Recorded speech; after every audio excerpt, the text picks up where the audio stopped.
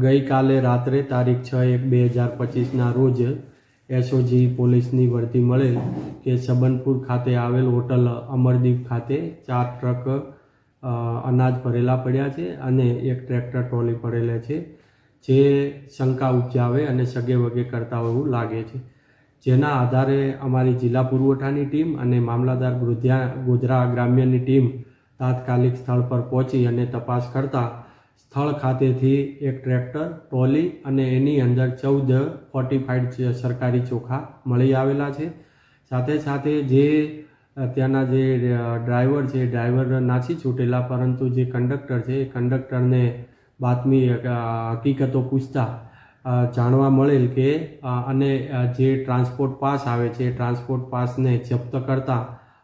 હકીકત મળેલ કે આ જે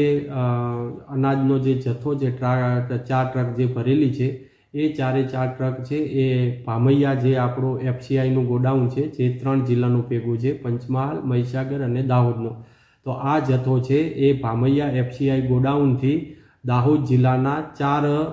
ગોડાઉન જેમ કે ગરબાડા, ઝાલોદ, ધાનપુર અને લીમખેડા, દરેક ગોડાઉનની એક ટ્રક છે એ દાહોદ ખાતે આ 4 ગોડાઉન ખાતે લઈ જવાનો હતો. પરંતુ આ ડ્રાઈવરોએ એ જથ્થાને ડાયવર્ઝન કરી અને ગોધરા લુણાવાડા હાઈવે પર આવેલ હોટલ અમરદીપ અને એમને મદદ